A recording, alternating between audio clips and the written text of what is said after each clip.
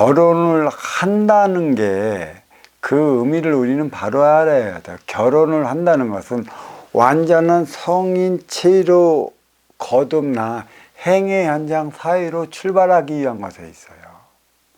행위 현장 사회는 너를 위해 살아가야 하는 곳이지, 또 가정은 에너지 충전소로서 나를 위한 곳이에요. 이승과 저승이 공존하는 것도, 그 저승은 보이지 않는 무형의 차원으로서 에너지 충전을 할 수 있는 것이고, 이승은 보이는 그 물질의 세계로서 활동 주체의 공간으로서 살아가는 행위 현장이라 할 수 있는 것입니다. 그러니까 양이 자리하고 있음으로 인해 우리는 언제든지 화합을 일으켜야 하는 당위성을 가지고 살아가고 있어요. 화합은 언제 어디서건 우리는 일으켜야 하기 때문에 회귀의 본성을 갖고 있습니다. 떨어지고 나가면 충전을 위해 다시 만나는 것이죠. 모든 연어의 회귀를 받아도 그래요. 나갔다 떠나온 건 마지막 지가 살 만큼 살고 돌아와서 지 고향에서 자기의 종족을 번식하고 떠나는 겁니다. 그러니까 회귀는, 또 원시반보는 내 앞에 온 인연을 통해 이루어 나가는 것입니다. 절대 내 앞에 온 인연과 원시반본 하나 되어 살아가지 못하면 회귀도 할 수 없고 원시반본도 할 수 없어요. 그래서 인간에게 바로 이러한 행의 현장과 에너지 충전소가 싹 그려져 있는 거고, 가정과 사회의 차원이 그려져 있는 것, 이승과 저승의 차원이 그려져 있는 거랑 똑같아요.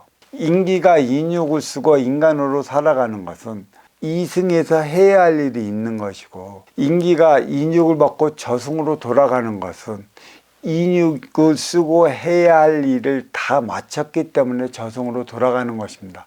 저승으로 돌아간다는 것은 무조건 안착하기 위한 게 있지 않아요. 또 다른 윤회를 기다리며 부족한 자기 에너지를 충전시키기 위한 것에 있고, 적당한 시기에 충전이 됐다면 자기의 소임을 부여받아 인기가 인육을 쓰고 인간 세상에서 생활합니다. 바로 이제 오고 가는 차원, 우리는 천부경에서 삼사성환이라고 그러고 삼사혹한이라고도 얘기를 하는데, 삼사혹한의 차원은 뭐냐, 내가 인육을 쓰고 인간으로 살아갈 때 집착이 강할수록, 강한 집착을 가질수록 이승에서의 삶은 혹독하다 할 것입니다. 내 집착이 강하면, 내 고집이 강하고, 내 고집이 강하면 내 독선이 강한 것이라, 과연 그러한 나의 뜻을 누가 받아줄 것이냐는 얘기고, 그러한 너의 독선은 내 앞에 온 인연과 하나 되어 살아갈 수 있을까라는 의문을 던져주고요. 하나 되어 살아가지 못함으로 인해 나한테 주어진 삶은 혹독한 것이죠. 혹독한 건 다른 데 있지 않아요. 찾아오는 인연이 그만큼 없다라는 얘기죠. 찾아오는 인연이 없기 때문에 혹독한 거고 고독한 것이고, 이러한 삶을 살다 보면 저승으로 들어가면 자기가 이승에서 다하지 못한 삶이 한이 맺힙니다. 한이 맺히면 맺히는 만큼의 저승의 본질을 찾아갖고 본연의 위치에 올라서 본연의 행위를 다하지 못하고 생전에 집착한 곳에 머물러 떠돌이 귀신이 되는 것이에요. 구천에 머문다는 얘기죠. 이승과 저승은 종이 한 장 차이듯 구천과 그 이승도 다른 공간이 있지 않아요. 하나의 공간인데, 집착이 강하면 자기의 본주를 찾아 돌아가지 못하고 생전에 집착한 곳에 머물러 자기의 다하지 못하는 한을 불러 이승으로 오는 것이죠. 천부경에서 그 말하는 성화는 돌고 도는 삶의 차원을 얘기를 하는 것이고, 혹하는 네가 인간으로 살아갈 때 얼마만큼 집착을 가졌느냐에 따른 것이고, 이 집착은 다른 데 있지 않아. 인기가 인육을 쓰고 인간으로 살아가는 만큼의 모든 집착은 내 앞에 온 인연을 통해서 비롯되는 것이고, 또 내 유권사를 위한 육생양으로 인해 비롯되어지고 있는 것이야. 지기의 모든 만물은 없는 것에서 비롯되는 것이니까 죽음에 이르러서는 내 육신마저도 없는 것인데 네가 인육을 가진 인간의 집착을 두는 만큼의 육생량의 집착을 두는 것이라 집착하지 않는 삶을 살아갈 때 비로소 너는 너의 삶을 살아갈 수 있다는 사실을 깨우쳐 주는 게 천붕에서 가르친 삼사성환이기도 하고 삼사혹한이기도 한 것이지. 누구나가 내가 나의 삶을 살기 전까지는 육생인 것이고 나의 삶을 살아가는 것은 인생이라는 얘기인데 나의 삶을 살 때하고 또 너를 위한 삶을 살아갈 때하고의 차이는 육생의 기본금 사주의 자리에 올랐냐 오르지 않았느냐는 차이예요. 사주는 4차원에서 받아오는 빈물질 세계에서 받아오는 육생의 기본금, 보이지 않는 자산이라고도 하고 자원이라고 그러는 것이죠. 그러면 이걸 어디다 쓰이냐면 보이는 물질의 세계 삼라만상 3차원 이승에서 쓰이는 것이고 비로소 내가 주어진 자리에 올라 있을 때 그때가 이제 우리는 성공했다 말하는 거고 성공했을 당시에는 자기의 간판을 걸죠. 찾아오면 도와주겠다는 의미의 간판을 걸고 간판을 거는 만큼의 명함을 내미는 것이에요. 나한테 오면 나는 이런 것으로 인해 너한테 이로움을 줄 수 있으니 찾아오거라 하고 주는 것. 결국은 성공했다는 것은 나를 위해 살아왔다는 것이에요. 너를 위해 살았다면 성공하지 못합니다. 절대적으로 이기적인 삶의 차원이고 또 성공을 했을 때만이 그 자리에 올랐을 때만이 비로소 너를 위해 살아갈 수 있는 자격이 주어지는 것입니다. 성공이란 저승에서 받아온 육생의 기본금 자리에 오른 것이죠. 사주란 저승의 위계를 얘기를 하는 것이고 또 저승의 위계를 보이지 않는 위계가 때가 되면 그 자리에 오르는데 근기에 따라 갖고 누구는 빨리 받기도 하고 누구는 아주 늦게 받기도 하고 누구는 적절하게 받기도 합니다. 이건 근기에 따라 달리 주어지는 것이고 네가 해야 할 일에 따라 주어지는 질량입니다. 그래서 우리는 이 사주가 주어지는 의미를 바로 알아야 돼요. 사주 없이 할 수 있는 것은 아무것도 없습니다. 너보다 더 받아왔기 때문에 너는 나보다 더 이로운 자고 너보다 더 덜 받아왔기 때문에 나는 너 앞에 아쉬운 자야. 아쉬운 자는 언제나 이로운 자를 찾아갑니다. 왜 찾아가냐? 자기의 아쉬움을 채워줄 수 있는 자는 나보다 더 받아온 자이기 때문에 우리 행의 연장 사회에는 아쉬운 자가 이로운 자를 찾아가 만남을 이루어 하나 되기 위해 살아가는 삶의 공간이기도 한 것입니다. 이때 하나 되느냐 못 되느냐는 순수 이로워 맞이하는 자 하기 나름에 있어요.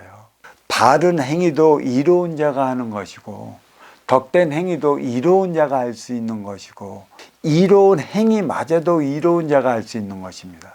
아쉬운 자가 이로운 자 앞에서 과연 이로운 행위를 할 수 있을까요? 없어요.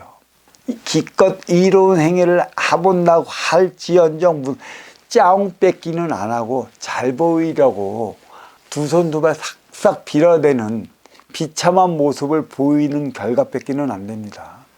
바르고 덕된 행위는 이로운 자 위치에 있을 때나 하는 것이라는 것입니다. 아쉬운 자는 이로운 자를 통해 갖고 나의 아쉬움을 채웠을 때만이 이로운 자의 위치에 서고 다시 이로운 자의 위치에 섰다면 이로운 자의 간판을 걸어갖고 아쉬워 차지어 오르는 이를 도울 수 있는 자격이 그때나 주어지는 것이죠. 내가 이로운 자의 위치에 서 있지 않는데 어떤 누구를 이렇게 할 수 있을까요? 공부는 자신을 갖춘다는 것은 이로운 자로서의 삶을 살아가기 위한 것에 있습니다. 이로운 자로서의 삶을 살아가려 하거든 육생의 기본금 사주의 자리에 오르는 것이고 사주의 자리에 올랐을 때만이 이로운 삶을 살아갈 수 있는 것이죠. 그래서 사주는 군대용으로 주특기라고 할 수 있는데 저마다 받아오는 기술, 재능, 기운이 틀려요. 그래서 우리는 또 인기 연예인들이 요즘에는 선망의 대상이 되기도 하는 것이고, 또 인기 연예인들의 버금가게끔 인기를 머금는 이들이 스포츠 스타들이에요. 그러니까 스타가 되었다면 너의 삶은 스타가 되는 그 순간부터 시작되는 것이고, 스타가 되기 전까지는 너를 위해 살고 싶어도 살 수 없는 나를 위한 육생을 살아야 한다는 사실입니다. 내가 나의 삶을 살아갈 때 비로소 이로운 자리의 위치에 올라 있는 것이고, 이로운 자가 되었다면 바르고 덕된 삶을 살아갈수록 이끌 수 있는 것입니다. 스타가 되기 전까지는 되기 위해 나를 위해 육생살이에 최선을 다할 수밖에 없는 것입니다. 그게 어린 육생 시절이라고 그러잖아요. 성인 시절을 맞이해서는 행의 현장 사회로 진출하기 위해 에너지 충전도 가정을 이루어야 하는 거고, 가정은 음과 양이 하나 되어야 하기 때문에 30전까지는 반드시 가정을 이루어야 되는 것이에요. 행의 현장 사회에서 제 아무리 잘 나간다 할지언정 이거는 자기 받아온 육생의 기본의 자리에 불과한 것이기 때문에 에너지 충전소 가정이 없다면 이건 얼마 가지 못해 무너집니다. 남자는 반드시 가정이 있어야 되는 거고, 에너지를 충전할 수 있는 음의 기운, 여인의 내조가 반드시 필요한 것입니다. 그러니까 나를 위해 육생살이를 살아왔고 드디어 스타가 되었다면 그때부터는 너를 위해 살아가야 하는 나의 삶의 위치에 오른 것이고, 그때부터는 인생살이를 살아가야 하는 것입니다. 그러니까 육생은 동물처럼 힘의 논리로 나를 위해 살아가는 것이라고 한다면, 인생은 내 앞에 온 너와 내가 하나 되어 살아가는 삶을 구현하는 것이고, 삶의 궁극은 행복입니다. 다른 거 없어요. 만족과 행복을 반드시 구분할 줄 알아야 되는데, 우리는 만족한 걸 가지고 행복했다고 우리는 많은 착각을 해요. 행복은 채워도 한 번 채우면 그 삶을 영위해 나가는 것이고, 만족은 육생이기 때문에 채워도 채울 수 없어요. 계속 그보다 더한 거, 더 높은 거, 더 짜릿한 거, 더 황홀한 거를 느끼기 위해 생명까지 만족을 위해 버려버리는 것입니다. 나를 위해 살다가 가는 것이기 때문에 만족은 사실 그 누구한테도 본보기가 될 수도 없고 본받아야 될 게도 없어. 본보기가 될 수 있는 것은 하나, 저리 살면 저리 될 테니 너도 저런 삶을 살아갈 것인가 라고 하는 그런 본보기는 하나가 있겠지만, 만족과 행복을 구분한다면 육생과 인생을 구분할 수 있는 것이고, 나를 위한 삶이 무엇이고 너를 위한 삶이 무엇인지 분별이 가능해질 것이라 나는 생각합니다. 이루고 오르고 누리고 있다면 나를 위해 성취한 것이기 때문에 지금부터 너를 위해 살아가야 하는 것입니다. 쉽게 얘기한다면 어떤 삶을 살아가야 하는 것인가에 대한 문제가 주어지는 것이죠. 그러니까 나를 위한 육생, 누가 육생을 살아갈 것인가, 나를 위한 인생, 누구를 위해 살아갈 것인가, 이 문제는 찾아오는 인연이 얼마만큼 있느냐에 따라 행위 차원은 달리 나타나는 것입니다.